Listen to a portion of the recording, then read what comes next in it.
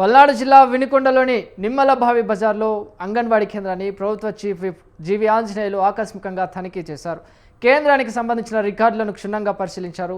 అంగన్వాడీ కేంద్రం నిర్వహణ తీరు గురించి అడిగి మరీ తెలుసుకున్నారు. అంగన్వాడీ పిల్లలతో కాసేపు సరదాగా ముచ్చటించారు ఆయన. అనంతరం అంగన్వాడీ కేంద్రానికి వచ్చే గర్భిణీలు, బాలింతలు, పిల్లలకు అందుతున్న పౌష్టికాహారం నాణ్యతను, మెనూ అమలును అడిగి తెలుసుకున్నారు. అంగన్వాడీ కేంద్రంలో పిల్లలతో కలిసి భోజనం చేశారు ఆంజనేయులు. భోజనం చేసిన తర్వాత తాను తిన్న ప్లేటును ఆయనే కడిగారు.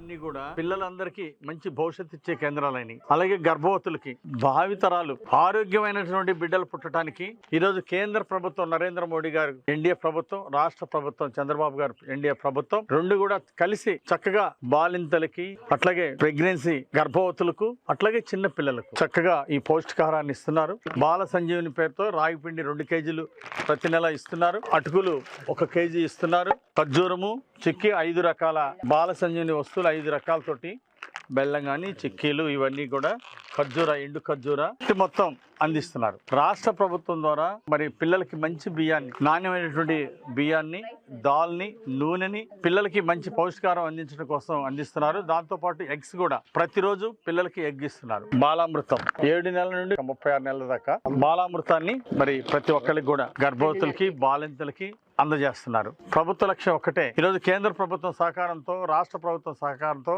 అంగన్వాడీ సెంటర్స్ నుండి చిన్న పిల్లలకి పౌష్టికాహారం ఇచ్చి వాళ్ళు మేధస్సు పెరిగే విధంగా, బలంగా, దృఢంగా పెరగటానికి, ఆరోగ్యంగా ఉండటానికి కావాల్సినటువంటి ఆహారాన్ని, బాలామృతం ఇలాంటివన్నీ కూడా 5 రకాల చిక్కీలు. ప్రసిద్ధ పుణ్యక్షేత్రం వలేటివారిపాలెం మాలకొండపై రిటైనింగ్ వాల్కి కందుకూరు ఎమ్మెల్యే ఇంటూరి నాగేశ్వరరావు శంకుస్థాపన చేశారు. ఈ కార్యక్రమంలో కలెక్టర్ రాజాబాబు ముఖ్య అతిథిగా పాల్గొన్నారు. సబ్ కలెక్టర్ హిమవంశి, నియోజకవర్గం టీడీపీ పరిశీలకురాలు శ్రావణిరెడ్డి కూడా పాల్గొన్నారు. రిటైనింగ్ వాల్ నిర్మాణానికి 5.6 కోట్ల రూపాయలు ఖర్చు అవుతుందని అంచనా కూడా వేశారు. మాలకొండ దేవస్థానం అభివృద్ధికి 2 ఏళ్లలో సుమారు 10 కోట్ల రూపాయలు మంజూరైనట్లు ఎమ్మెల్యే ఇంటూరి తెలిపారు. భక్తుల కోసం అదనపు వసతి గదులు, టాయిలెట్ బ్లాక్ నిర్మాణం, కొండపైకి మెట్ల మార్గం అభివృద్ధి పనులు చేసినట్లు కూడా ఆయన తెలియజేశారు.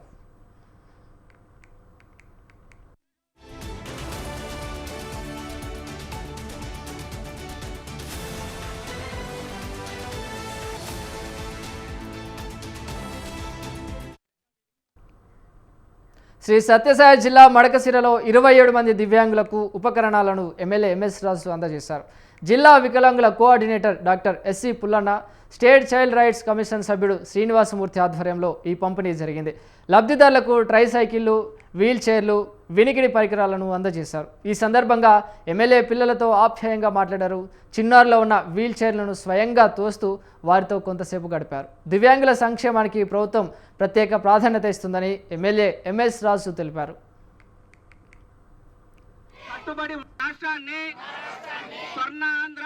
కార్యక్రమం కాదు, ప్రతిరోజు మన లైఫ్ స్టైల్లోనే ఇంబైబ్ చేసి చెత్తని ఆర్గనైజ్డ్గా ఒక చోట చేర్చి దాన్ని రీసైక్లింగ్ మెథడ్, ప్లాస్టిక్ యూసేజ్ని తగ్గించడం, ఇలా అన్ని బాధ్యతలు మనం తీసుకొని ప్రతి ఒక్కరిని ఎడ్యుకేట్ చేస్తూ ముందుకు వెళ్ళాల్సిన అవసరం ఎంతో ఉంది. ఈ కార్యక్రమాల ద్వారా ఖచ్చితంగా 2047 స్వర్ణాంధ్ర వైపు అడుగులు వేస్తున్నాము. ఇంకా మనకు కావాల్సిన విధంగా మన ఆంధ్రాని మార్చుకోవడానికి ప్రతి ఒక్కరూ సాయం చేయాల్సింది కోరుతున్నాను. చాలా ఎన్క్రోచ్మెంట్స్ దయచేసి రోడ్ మీద కానీ డ్రైనేజెస్ కానీ ఎన్క్రోచెస్ చేయకూడదని చెప్పి విజ్ఞప్తి చేస్తున్నాము. అండ్ అదే విధంగా ఇక్కడ రీడ్స్ సంస్థ వాళ్ళు కూడా ఈ ప్లాస్టిక్ని నిషేధించే విధంగా మనం క్లాత్ బ్యాగ్స్ని కూడా తయారు చేసి ఇచ్చారు. అవి అందరూ విద్యార్థులు కూడా స్కిట్ ప్రదర్శించారు. ప్లస్ అవి కూడా తీసుకొని వాళ్ళ ఇంట్లో వాళ్ళ చేత కూడా ప్లాస్టిక్ వాడనివ్వము అని చెప్పి ప్రతిజ్ఞ చేసి క్లాత్ బ్యాగ్స్ తీసుకోవడం జరిగింది. నిజంగా అది చాలా మంచి. కోనసీమ జిల్లా వెంకటాయపాలెంలో జరిగే వైసీపీ కాపు నేతల సమావేశంపై విమర్శలు తగదన్నారు ఎమ్మెల్సీ తోట త్రిమూర్తులు. వైసీపీ యాంగిల్లో మాత్రమే ఈ సమావేశం నిర్వహిస్తున్నట్లు తెలిపారు. వైసీపీలో ఉన్న రాష్ట్ర స్థాయి కాపు నేతలతో ఈ సమావేశం జరుగుతుందని ఆయన తెలిపారు. ఈ సమావేశంపై మీడియాలో, సోషల్ మీడియాలో కొందరి దుష్ప్రచారాన్ని, విమర్శలను తోట తీవ్రంగా ఖండించారు. వైసీపీని రాష్ట్ర వ్యాప్తంగా జిల్లాల వారీగా ఎలా ముందుకు తీసుకెళ్లాలనే ఆలోచనతో ఈ సమావేశం నిర్వహిస్తున్నామని త్రిమూర్తులు తెలిపారు. ఈ సమావేశానికి బొత్స సత్యనారాయణ, ఇతర నేతలు హాజరవుతారని తోట త్రిమూర్తులు తెలిపారు. పార్టీకి సంబంధించినటువంటి ముఖ్యులందరూ కలిసి కూర్చొని మాట్లాడుకోవటం అనేటువంటిది ఏ రాజకీయ పార్టీకైనా ఉండేదే. అధికారంలోకి రావాలనుకునేటువంటి రాజకీయ పార్టీ కాబట్టి ఆ దిశగా మేము సమాలోచన చేయాలనేటువంటిది. మేము అధికారంలోకి రావాలనుకునే వాళ్ళం కానీ ఎవరినో అధికారంలోకి రావాలని ఏ రాజకీయ పార్టీ అయినా ఆలోచన చేస్తుంది కదా. రాజకీయాలు అంటే ఏంటి? సమాజంలో ఏం జరుగుతుంది, ఎక్కడున్నా మనం ఏం చేయాలి, ఏ విధంగా ముందుకెళ్ళాలనేటువంటిదే కదా. అధికారంలోకి రావాలనుకున్న రాజకీయ పార్టీ కాబట్టి ప్రభుత్వంలో ఏం జరుగుతుంది, మన పార్టీని ఏ విధంగా ఇంకా ముందుకు తీసుకెళ్ళడం ఎలాగా, ప్రజల దగ్గరికి, ప్రజలకు ఏం సమస్యలు ఉన్నాయి, ఇవే కదా చర్చించుకుని. అంటే అధికారంలోకి రావాలనుకునేటువంటి రాజకీయ పార్టీ కాబట్టి అధికారంలోకి రావక్కర్లొద్దు అనేటువంటి వాళ్ళు ఆలోచనలు వేరే ఉంటాయి. మా అధినేత చెప్పినటువంటి ఆలోచన ఏం కాదు. నేను గతంలో కూడా చాలాసార్లు పెట్టడం జరిగింది. ఏ పార్టీలో, ఏ రాజకీయ పార్టీలో ఉన్నానే కమ్యూనిటీ మిత్రులతో అందరితోటి కూర్చుందాం అనేటువంటిది నాకు నేనుగా నిర్ణయం తీసుకున్నటువంటి ఆలోచన చేసినటువంటి విషయం. మా మిత్రులందరితో కూడా కొంతమందితో ఖమ్మం జిల్లా సత్తుపల్లి మండలం బుగ్గపాడు ఫుడ్ పార్క్ వివాదంపై ఎమ్మెల్యే మట్టా రాఘమయ్య స్పందించారు. ఫుడ్ పార్క్ విషయంలో కొందరు రాజకీయ స్వార్థంతో తప్పుడు ప్రచారం చేస్తున్నారని వీరు ఆరోపించారు. గ్రామీణ యువతకు ఉపాధి అవకాశాలు కల్పించడమే ప్రభుత్వ లక్ష్యమన్నారు రాఘమయ్య. ఈ ఉద్దేశంతోనే ఫుడ్ పార్క్ను అభివృద్ధి చేస్తున్నామని ఆమె తెలిపారు. గతంలో మూతపడిన బుగ్గపాడు ఫుడ్ పార్క్ ప్రాజెక్టును తమ ప్రభుత్వం పునరుద్ధరించిందని ఎమ్మెల్యే రాఘమయ్య తెలిపారు. ఇప్పటి వరకు 109 కోట్ల రూపాయలతో ఫుడ్ పార్క్ అభివృద్ధి పనులు చేపట్టామని రాఘమయ్య వెల్లడించారు. ప్రతిష్టాత్మకంగా ఒక సదుద్దేశంతో ప్రారంభించిన ఫుడ్ పార్క్ అట్లా మూతపడిపోవడం చాలా ఆవేదన కలిగించింది మా అందరికీ కూడా. ఇదంతా తుమ్మల నాగేశ్వరరావు గారు స్టార్ట్ చేసి ఆయన ప్రత్యేక దృష్టి పెట్టి మళ్ళీ మనం దాన్ని రీఓపెన్ చేసుకోవడం కూడా జరిగింది. మన జగ్గారెడ్డి గారు కూడా మళ్ళీ చూసి మరి ఏదైనా నేను కూడా ఆ రోజు రిక్వెస్ట్ చేయడం వాళ్ళని, మాకు ఇక్కడ కనుక పరిశ్రమలు వస్తే మా పేద ప్రజలందరికీ చాలా ఎంప్లాయ్మెంట్ వచ్చి వాళ్ళ ఆర్థిక పరిస్థితులు మెరుగుపడతాయని ఆ రోజు ఏదైతే చెప్పాము. అలాగే భూమి కాస్ట్ కూడా ఎకరా కొంచెం ఎక్కువ చెప్పారు. ఇది సిటీ కాదండి, ఇక్కడ బుగ్గపాడు ట్రైబల్ ఏరియా, ఇంత దూరం వచ్చి తీసుకోవాలి అంటే ఎకరా మనకి ఎక్కువ కాస్ట్ ఉంటే ఇక్కడ ముందుకు రారు పరిశ్రమలు, మనం కొంచెం రాయితీ ఇవ్వాలి అని మేము రిక్వెస్ట్ చేయడం జరిగింది పర్సనల్ గా. దాన్ని పరిశీలిస్తాము. ఎకరా ఒక 25 లక్షలు అంటే ఇంకా కూడా తగ్గిస్తే ఇంకా తొందరగా ముందుకు వస్తారని మేమే పర్సనల్ గా రిక్వెస్ట్ చేసాము. ఆ రోజు వాళ్ళు పరిశీలిస్తామన్నారు. అలాగే ఇప్పుడు మనకి ప్రజెంట్ మనకి ఏదైతే వివాదం చెలరేగుతుందో దీపక్ నెక్సెన్ ఫీడ్స్ అనే సంస్థ, అది మనకి ఏపీలో ఉన్నాయి, వాళ్ళకి వేరే రాష్ట్రాల్లో కూడా వాళ్ళ ప్రాసెసింగ్ యూనిట్స్ ఉన్నాయి, చాలా ప్రఖ్యాతి కలిగిన ఇది. వాళ్ళు ఒక 6-7 నెలల నుంచి కూడా మమ్మల్ని వరి ధాన్యం కొనుగోలులో రాష్ట్ర ప్రభుత్వం ద్వంద్వ వైఖరి వహిస్తోందని రామగుండం మాజీ ఎమ్మెల్యే కోరుకంటి చందర్ విమర్శించారు. పైగా నెపాన్ని కేంద్ర ప్రభుత్వంపై నెడుతోందని చందర్ ఆరోపించారు. రైతు పండించిన చివరి గింజ వరకు ధాన్యం కొంటామని ఎన్నికల ముందు కాంగ్రెస్ నేతలు చెప్పారని గుర్తు చేశారు. తీరా గద్దెనెక్కిన తర్వాత కేంద్రం సేకరించిన ధాన్యానికి సమానంగా కొంటామనడం సరికాదన్నారు. రైతులకు బోనస్ ఎగవేసేందుకు కొన్ని రకాల వడ్లను మాత్రమే కొనడం కుట్రలో భాగమే అని చందర్ మండిపడ్డారు. రైతును రాజును చూసేందుకు మాజీ సీఎం కేసీఆర్ ప్రణాళికలు వేస్తే ప్రస్తుత సీఎం రైతును నడి రోడ్డుపై నిలబెట్టారని అసహనం వ్యక్తం చేశారు. దాన్ని మాత్రమే కొంటాము, రాష్ట్ర ప్రభుత్వము అదనంగా ఏమీ కొనము అని చెప్పేసి ప్రకటించినటువంటి ఈ యొక్క రేవంత్ రెడ్డి ఈ రైతులను అన్యాయం చేస్తూ, మోసం చేస్తూ, రైతులను రోడ్డు మీద పడేసేటువంటి ఒక కుట్రను బీఆర్ఎస్ పార్టీ తీవ్రంగా వ్యతిరేకిస్తూ రైతుల పక్షాన జంగు సైరన్ మోగిస్తూ ఉన్నది. రైతుల పక్షాన ఈ యొక్క ప్రభుత్వాన్ని అడుగడుగున నిలదీయడానికి ఇలా రైతన్నలందరూ కూడా సన్నద్ధమైనటువంటి ఈ యొక్క సందర్భంగా ఆనాడు ఇదే రేవంత్ రెడ్డి 2001లో కేసీఆర్ గారు ముఖ్యమంత్రిగా తెలంగాణ రాష్ట్రంలో ప్రతి గింజను కూడా పండించినటువంటి ప్రతి గింజను కూడా ఈ కేంద్ర ప్రభుత్వం కొనకున్నా కూడా తీసుకుంటామని చెప్పేసి ప్రకటించిన తర్వాత కూడా మరి ఆనాడు రేవంత్ రెడ్డి పిసిసి అధ్యక్షుడిగా రాష్ట్ర ప్రభుత్వం దగ్గర డబ్బులు లేవా? 2.5 లక్షల బడ్జెట్ ఉన్నటువంటి ఈ యొక్క ప్రభుత్వానికి రైతుల వడ్లను కొనలేని పరిస్థితిలో ఉన్నదా? అట్లాగే ధాన్యం కొనుగోలు చేయకపోతే ఈ యొక్క రాష్ట్ర ప్రభుత్వం ఏం చేస్తున్నది? దాన్ని మాత్రమే కొంటాము. రాష్ట్ర ప్రభుత్వము అదనంగా ఏమీ కొనము అని చెప్పేసి ప్రకటించినటువంటి కాంగ్రెస్ ప్రభుత్వంపై వేములవాడ నియోజకవర్గం బీఆర్ఎస్ ఇన్ఛార్జి చల్మేడ లక్ష్మీ నరసింహారావు తీవ్ర విమర్శలు చేశారు. రైతుల పట్ల ప్రభుత్వం కక్షపూరితంగా వ్యవహరిస్తుందని ఆరోపించారు. యూరియా కొరత, సాగునీటి సమస్యలు, రైతు బంధు, రైతులకు ప్రకటించిన బోనస్ హామీల అమలులో కాంగ్రెస్ సర్కార్ విఫలం చెందిందన్నారు. దీనితో రైతులు తీవ్ర ఇబ్బందులు ఎదుర్కొంటున్నారని విచారం వ్యక్తం చేశారు. బీఆర్ఎస్ హయాంలో రైతులకు అండగా నిలిచిన కేసీఆర్ పాలనను ప్రజలు గుర్తు చేసుకుంటున్నారని చల్మేడ తెలిపారు. రైతు సమస్యలను ప్రభుత్వం వెంటనే పరిష్కరించాలని ఆయన డిమాండ్ చేశారు. రైతును ఇవాళ నట్టెంట ముంచినట్టు ఏదైతే పంట పండించింది 7 రకాల సన్నాలు అంటారు. ఆ 7 రకాల సన్నాలే పెట్టాలంటే కొన్ని భూములల్లో పంట వండుతుంది, పండది. రైతుకు అనుకూలమైన పంట పెట్టుకుంటాడు. కానీ రైతును ఇవాళ రైతులను మనము రైతు రాజు, దేశానికే రాజు.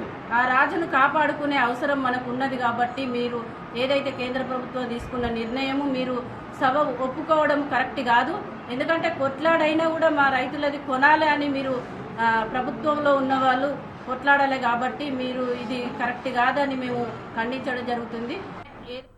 కూటమి ప్రభుత్వం వచ్చి 2 ఏళ్లు విజయవంతంగా పూర్తి చేసుకుంది. ఈ సందర్భంగా మంత్రి మండిపల్లి రామప్రసాద్ రెడ్డి ఆధ్వర్యంలో అన్నమయ్య జిల్లా రాయచోటిలో బైక్ ర్యాలీ నిర్వహించారు. మండిపల్లి క్యాంప్ కార్యాలయం నుంచి శివాలయం చెక్పోస్ట్, బంగ్లా సర్కిల్, తానా మీదుగా బైక్ ర్యాలీ కొనసాగింది. కూటమి ప్రభుత్వం అధికారంలోకి వచ్చిన నాటి నుంచి రాష్ట్ర ప్రజలకు అందించిన సంక్షేమం, అభివృద్ధి గురించి కార్యకర్తలకు మంత్రి మండిపల్లి రామప్రసాద్ రెడ్డి వివరించారు. విజయోత్సవ ర్యాలీలో భారీ సంఖ్యలో నాయకులు, కార్యకర్తలు, అభిమానులు పాల్గొన్నారు.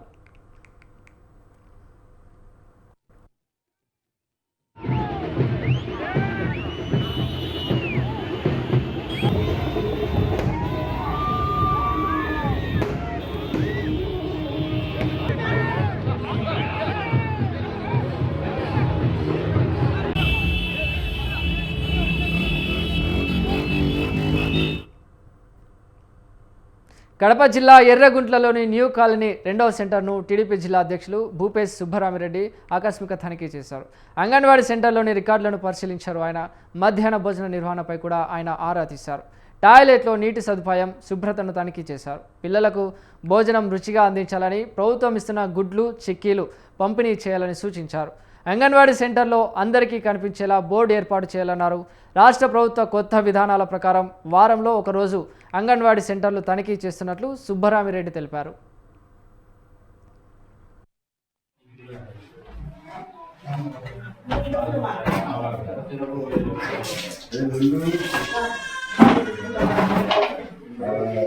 లైట్ వేసి పెట్టండి.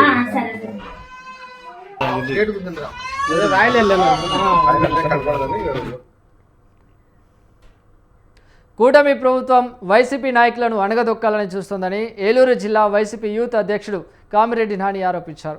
ఈడీ సిట్ను ప్రయోగించి అక్రమ కేసులు పెడుతోందని, అక్రమ అరెస్టులు కూడా చేస్తోందని అన్నారు. ఏలూరు పార్లమెంటరీ స్థానం వైసీపీ ఇన్ఛార్జ్ సునీల్ కుమార్ అరెస్ట్ను ఆయన ఖండించారు. ప్రైవేట్ వ్యక్తుల చేతిలో ఉన్న లిక్కర్ షాపులను ప్రభుత్వం ఆధీనంలోకి తెస్తే స్కామ్ అంటారా అని నాని ప్రశ్నించారు. కూటమి ప్రభుత్వమే విచ్చలవిడిగా బెల్ట్ షాపులు నిర్వహిస్తోందని విమర్శించారు కామిరెడ్డి నాని. కూటమి ప్రభుత్వం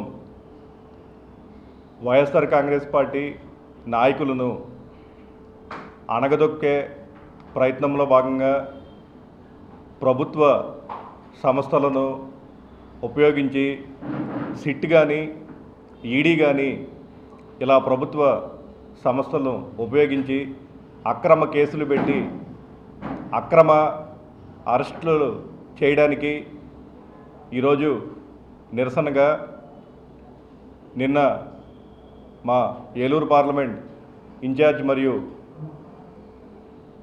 యువజన విభాగ వర్కింగ్ ప్రెసిడెంట్ కార్మూరి సునీల్ గారిని అరెస్ట్ చేయడాన్ని ఏలూరు జిల్లా యువజన విభాగం తరపున మేము తీవ్రంగా ఖండిస్తూ ఉన్నాం. ఒక బీసీ సామాజిక వర్గానికి సంబంధించిన నాయకుడు, యువకుడు, యువత రాజకీయాల్లోకి రావాలని చంద్రబాబు నాయుడు గారు, లోకేష్ గారు పెద్ద పెద్ద స్టేట్మెంట్లు ఇస్తూ ఉన్నారు.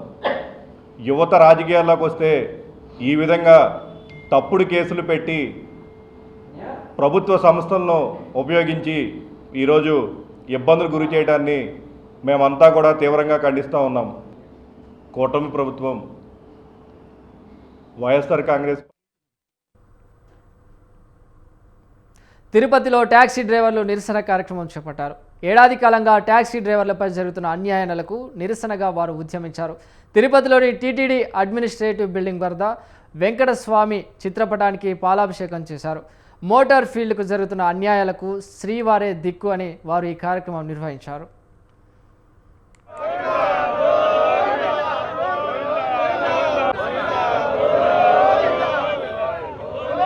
మా బాధక సాధకాలు, మా సమస్యలన్నీ కూడా తీర్చే విధంగా మీరు మా పైన ఇంత చొరవ చూపిస్తున్నందుకు అందరికీ పాదాభివందనం తెలియజేస్తున్నా. మమ్మల్ని చీడ పురుగుల్లాగా తిరుమలకి రానియకుండా తిరుమల విజిలెన్స్ మరియు టీటీడీ యంత్రాంగం చాలా ఘోరాతి ఘోరంగా మమ్మల్ని బాధ పెడుతున్నారు. ఏ విధంగా బాధ పెడుతున్నారంటే పూట గడిచేది కూడా కష్టంగా ఉంది మా మోటార్ కార్మికులకి. మా బాధ ఎవరికి చెప్పుకోవాలో తెలియకుండా లాస్ట్కి ఆ కలియుగ దైవమైన వెంకటేశ్వర స్వామి చిత్రపటానికి పాలాభిషేకం చేసి మా బాధక సాధకాలు కూడా వెంకటేశ్వర స్వామికి వెళ్ళబుచ్చుకొని అదేవిధంగా మీ మీడియా మిత్రులకు కూడా మా సందేశాన్ని తెలియజేస్తున్నాం. మమ్మల్ని వివిధ రకాలుగా తిరుమలకి రానియకుండా ఆపడానికి గల కారణమేంటో పర్టికులర్గా మాకు తెలియాలి. రోజు 300 బండ్లు పొగాకు బోర్డు ఎప్పుడూ రైతుల పక్షాన నిలబడుతుందని చైర్మన్ యశ్వంత్ కుమార్ తెలిపారు. జంగారెడ్డిగూడెంలో పొగాకు వేలం కేంద్రాలను ఆయన పరిశీలించారు. పొగాకు రైతులు ఎదుర్కొంటున్న సమస్యలు ఆయన అడిగి తెలుసుకున్నారు.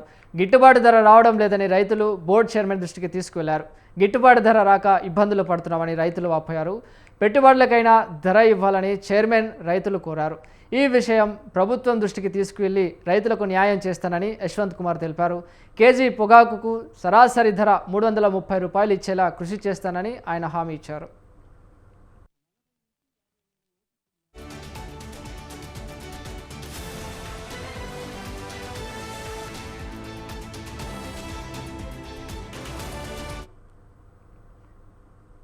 కర్నూలు జిల్లా ఎమ్మిగనూరుకు 2 సీనియర్ సివిల్ జడ్జి కోర్టులు, second additional junior civil judge court మంజూరయ్యాయి. ఈ సందర్భంగా జిల్లా ప్రధాన న్యాయమూర్తి కబర్డి, జూనియర్ సివిల్ జడ్జి హేమ, న్యాయవాదులు పట్టణంలోని పాత తహసీల్దార్ ఆఫీస్ భవనాలు పరిశీలించారు. తాత్కాలికంగా ఈ భవనాల్లోనే 2 కోర్టులు ఏర్పాటు చేస్తున్నట్లు జడ్జి కబర్ది వెల్లడించారు. ఈ కోర్టులు అందుబాటులోకి రావడంతో పెండింగ్ కేసుల పరిష్కారం స్పీడ్ అందుకుంటుందని తెలిపారు.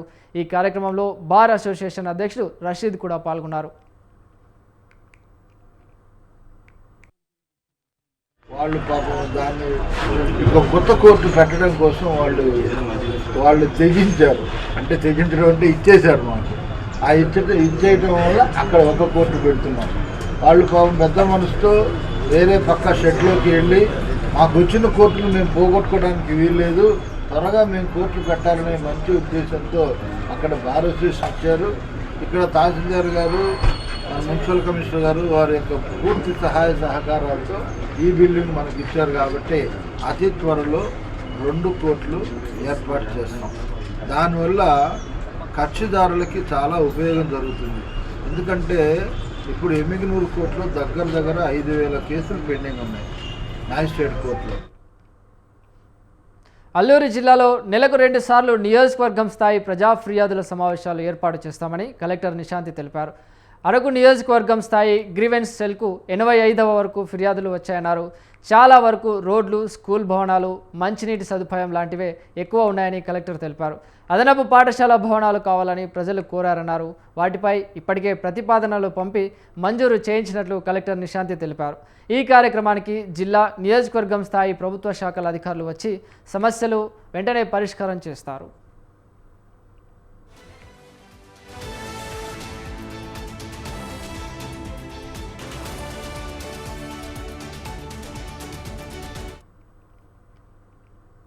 సిరిసిల్ల జిల్లా పోలీస్ బాస్ పెద్ద మనసు ప్రదర్శించారు.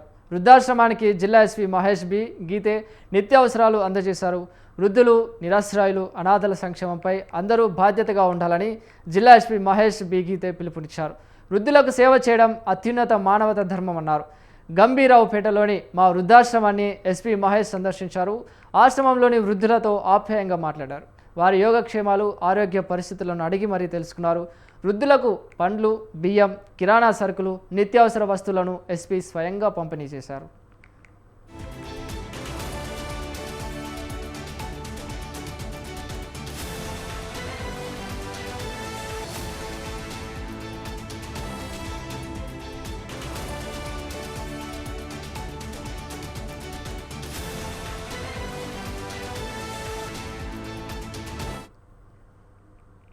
ఖమ్మం జిల్లా నేలకొండపల్లి మండలంలో పాలేరు మాజీ ఎమ్మెల్యే కందాల ఉపేందర్ రెడ్డి పర్యటించారు. రాజేశ్వరపురంలో కంఠ మహేశ్వర ఆలయం ప్రారంభ కార్యక్రమంలో పాల్గొన్నారు. ప్రజలంతా సుఖ సంతోషాలతో ఉండాలని, పాడి పంటలతో కలకలలాడాలని ప్రత్యేక పూజలు చేశారు.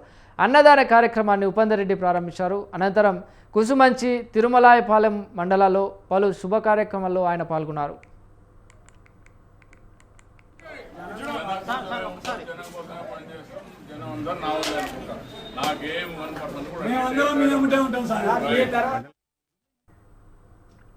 బాచుపల్లి మండలం నిజాంపేటలో ప్రభుత్వ భూములు, చెరువుల బఫర్ జోన్లను కబ్జాల నుంచి కాపాడాలని సామాజిక కార్యకర్త ఆకుల సతీష్ రెవెన్యూ అధికారులను కోరారు.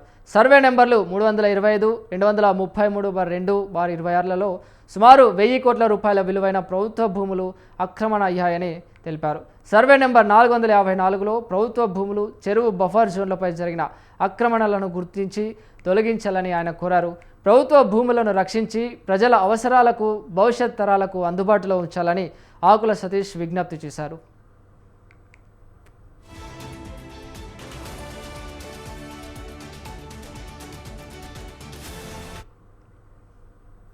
భద్రాచలంలో అక్రమ ఇసుక రవాణా మళ్లీ చర్చనీయాంశమైంది. గోదావరి నది నుంచి ప్రతిరోజు ట్రాక్టర్లు, ఎడ్ల బండ్లతో భారీగా ఇసుక తరలింపు జరుగుతోందని స్థానికులు ఆరోపించారు. కొందరు వ్యక్తులు సిండికేట్గా ఏర్పడి నది నుంచి ఇసుకను తవ్వి అమ్ముతున్నారని వారు విమర్శించారు. అక్రమ ఇసుక తవ్వకాల వల్ల ప్రభుత్వ ఆదాయానికి నష్టం కలుగుతుందని స్థానికులు తెలిపారు. గోదావరి పరివాహక ప్రాంతాల్లో పర్యావరణ సమతుల్యత దెబ్బతింటుందనే ఆందోళన కూడా వ్యక్తం చేశారు. సంబంధిత రెవెన్యూ, మైనింగ్, జియాలజీ అధికారులు ఎందుకు చర్యలు తీసుకోవడం లేదని స్థానికులు ప్రశ్నించారు.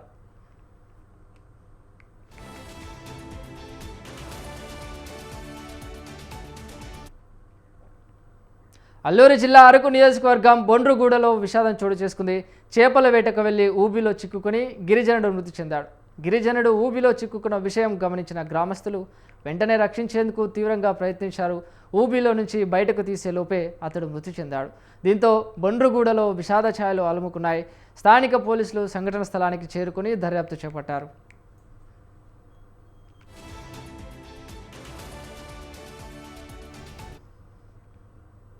భూపాలపల్లి జిల్లా పలిమేలలో పోలీసులు విస్తృతంగా కార్డన్ సెర్చ్ నిర్వహించారు. పలిమేల ఎస్హెచ్ఓ సాయి శంకర్, మహదేవపూర్ ఎస్ఐలు రమేష్ సాంబూర్తి, కాళేశ్వరం ఎస్ఐ తమాషరెడ్డి పోలీసులు ఇంటింటిని తనిఖీ చేశారు. మహదేవపూర్ సిఐ వెంకటేశ్వర్లు పర్యవేక్షణలో ఈ కార్డన్ సెర్చ్ కొనసాగింది. అనుమానితులు, నేర చరిత్ర గల వారి వివరాలు సేకరించి ప్రత్యేక తనిఖీలు చేపట్టారు. ఈ సందర్భంగా 5 లీటర్ల గుడుంబాను కూడా సీజ్ చేశారు. నెంబర్ ప్లేట్ లేని 5 వాహనాలను గుర్తించి పోలీస్ స్టేషన్కు తరలించారు. వాహనాల పత్రాలు, డ్రైవింగ్ లైసెన్సులు, రికార్డులు పరిశీలించారు. గుడుంబా సేవిస్తే వచ్చే అనర్థాలపై ప్రజలకు అవగాహన కల్పించారు.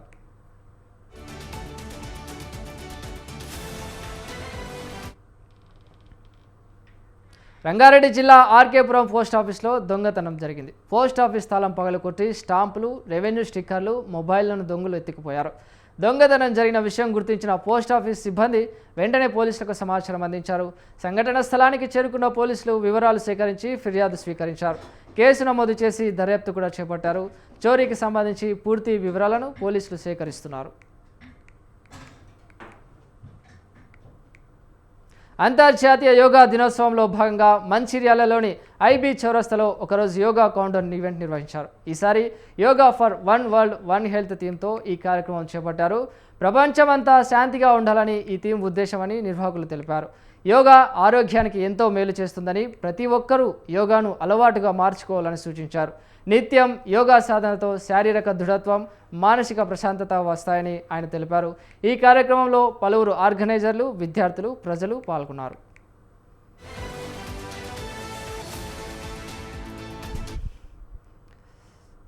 ఇవి ఇప్పటివరకు నా లోకల్ న్యూస్. కీప్ వాచింగ్ స్వతంత్ర.